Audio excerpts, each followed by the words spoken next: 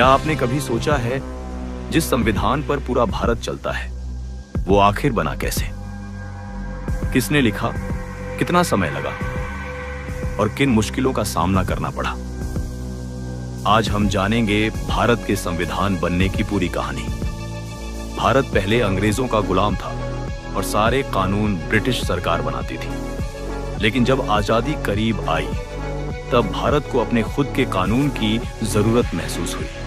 साल 1947 दिल्ली की गलियों में एक तरफ आजादी का जश्न था तो दूसरी तरफ विभाजन की आग। लेकिन उसी शोर के बीच संसद भवन के एक शांत कमरे में कुछ ऐसा हो रहा था जो आने वाली सदियों तक भारत की तकदीर बदलने वाला था।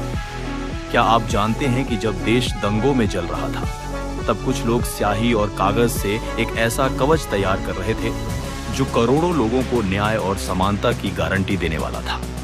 ये कहानी सिर्फ एक किताब की नहीं है, ये कहानी है उस जद्दोजहद की जिसने एक बिखरते हुए देश को एक धागे में पिरो दिया।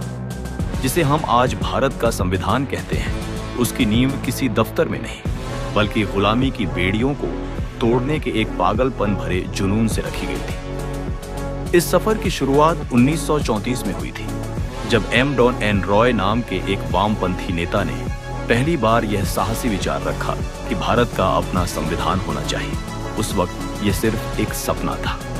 ब्रिटिश हुकूमत के लिए यह एक मजाक था, लेकिन 1935 में कांग्रेस ने इसे अपनी आधिकारिक मांग बना लिया।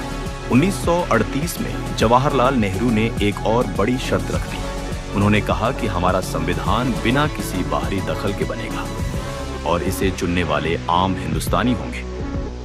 अंग्रेज चुप थे। उन्हें लगा यह लहर थम जाएगी। लेकिन फिर आया दूसरा विश्व युद्ध। जंग के हालातों ने अंग्रेजों को घुटनों पर ला दिया और 1940 के अगस्त प्रस्ताव में उन्होंने पहली बार दबे मन से माना कि हाँ, भारतीयों को अपना संविधान बनाने का हक है। लेकिन रास्ता इतना सीधा नहीं था। 1942 में स्टैफोर्ड क्रिप्स एक योजना लेकर आए, पर वह फेल हो गई। वजह मुस्लिम लीग की जिद। वे देश के दो टुकड़े चाहते थे। आखिरकार 1946 में कैबिनेट मिशन योजना आई। हवा में भारी तनाव था। क्या वाकई एक ऐसी सभा बन पाएगी जो पूरे भारत का प्रतिनिधित्व करे? नवंबर 1946 में संविधान सभा का गठन हुआ। कुल 389 सदस्य तय किए गए। इसमें ब्रिटिश भारत से 296 और देसी रियासतों से 93 सीटें थीं।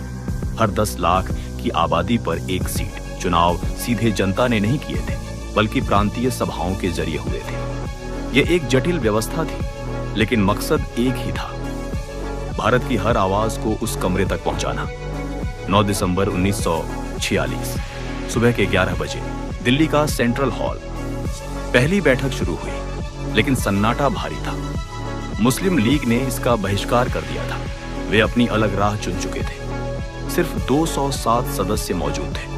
सबसे बुजुर्ग सदस्य डॉक्टर सच्चिदानंद सिन्हा को अस्थायी अध्यक्ष बनाया गया।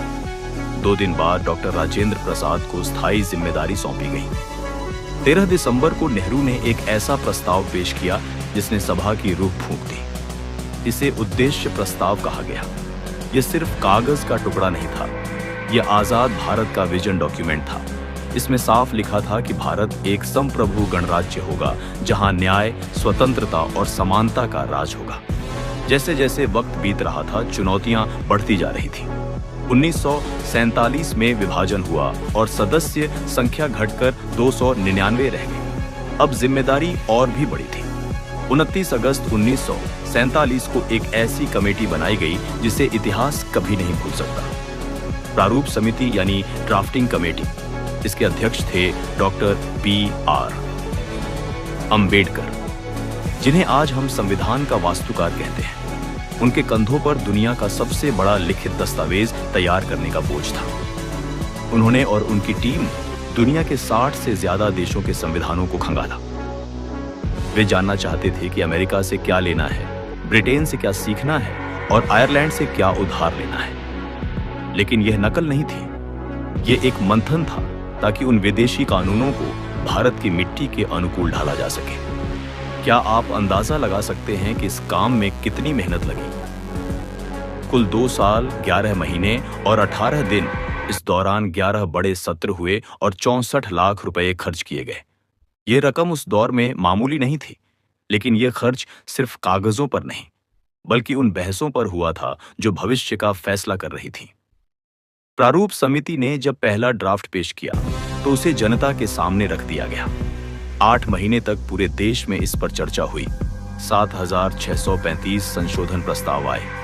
इनमें से 2,473 पर सभा में तीखी बहस हुई। हर एक शब्द, हर एक कॉमा और हर एक अनुच्छेद को तराशा गया। अंबेडकर अक्सर कहते थे कि संविधान चाहे कितना भी अच्छा हो, अगर उसे चलाने वाले लोग बुरे हुए तो वह बुरा ही साबित होगा। इस महान ग्रंथ को लिखने की कहानी भी किसी फिल्म से कम नहीं है। क्या आपको लगता है कि इसे किसी मशीन से छापा गया था? बिल्कुल नहीं। भारत का मूल संविधान पूरी तरह से हाथों से लिखा गया है। प्रेम बिहारी नारायण रायजादा वह शख्स थे जिन्होंने अपनी कलम से इसके हर शब्द को सजाया। जब नेहरू ने उनसे उनकी फीस पूछी तो उन्होंने एक ऐसी शर्त रखी जिसने सबको हैरान कर दिया। उन्होंने कहा कि मुझे 1 पैसा नहीं चाहिए, बस मेरी शर्त यह है कि हर पन्ने पर मेरा नाम होगा और आखिरी पन्ने पर मेरे दादाजी का नाम। उनकी खूबसूरत इटैलिक लिखावट आज भी उस दस्तावेज में जिंदा है, सिर्फ शब्द ही नहीं। इस किताब में भारत की आत्मा को चित्रों के जरिए भी उकेरा गया। शांति निकेतन के कलाकार नंदलाल बोस और उनकी टीम ने हर भाग की शुरुआत में सुंदर चित्र बनाए। मोहनजोदड़ो की मोहरों से लेकर वैदिक काल के रस्सियों तक, रामायण और महाभारत के दृश्यों से लेकर महात्मा गांधी और सुभाष चंद्र बोस तक, यह संविधान भारत के 5000 साल के इतिहास का आईना बन गया। इसमें स्वर्ण पत्र और प्राकृतिक रंगों का इस्तेमाल हुआ ताकि इसकी चमक सदियों तक फीकी न पड़े। 26 नवंबर 1949 वह ऐतिहासिक दिन आया जब इस संविधान को अपना लिया गया। बाहर मूसलाधार बारिश हो रही थी, जिसे शुभ संकेत माना गया। 284 सदस्यों ने इस पर हस्ताक्षर किए, लेकिन इसे पूरी तरह लागू करने के लिए 26 जनवरी 1950 का इंतजार किया गया। क्यों?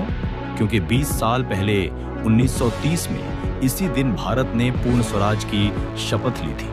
उसी याद को अमर बनाने के लिए 26 जनवरी को भारत एक गणतंत्र बना। डॉक्टर राजेंद्र प्रसाद ने पहले राष्ट्रपति के रूप में शपथ ली और भारत का अपना कानून पूरी तरह से लागू हो गया। आज वह मूल प्रति संसद भवन की लाइब्रेरी में एक खास हीलियम गैस से भरे कांच के बॉक्स में रखी है। वैज्ञानिक जानते हैं कि हवा और नमी इस कागज को खत्म कर सकती है, इसलिए उसे एक सुरक्षित कवच में रखा गया है। लेकिन सोचिए, क्या संविधान की असली सुरक्षा उस कांच के बक्से में है? शायद नहीं। इसकी असली ताकत उन करोड़ों हिंदुस्तानियों के भरोसे में है जो हर दिन न्याय, समानता और बंधुत्व की उम्मीद करते हैं। वह दस्तावेज जो 64 लाख रुपए और 3 साल की मेहनत से बना था, आज भारत की सबसे बड़ी पूंजी है। यह सिर्फ वकीलों की किताब नहीं है, यह हर उस नागरिक की ढाल है जो सिर उठाकर जीना चाहता है।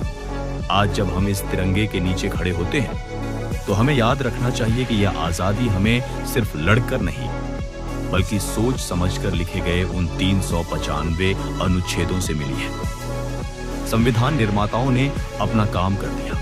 अब सवाल यह है कि क्या हम उन मूल्यों को बचाने के लिए तैयार हैं? क्योंकि संविधान एक जड़ किताब नहीं, बल्कि एक जीता जागता लोकतंत्र है जो हमारे भीतर धड़कता है। संविधान सिर्फ कानून नहीं है, ये भारत के हर नागरिक का अधिकार है, उसकी ताकत है। और इसकी रक्षा की जिम्मेदारी केवल सरकार की नहीं है, हम सब की है। अगर आपको ये वीडियो अच्छा लगा तो लाइक करें और ऐसे ही दमदार वीडियो के लिए सेटोरा स्टडी को अभी सब्सक्राइब कर लें।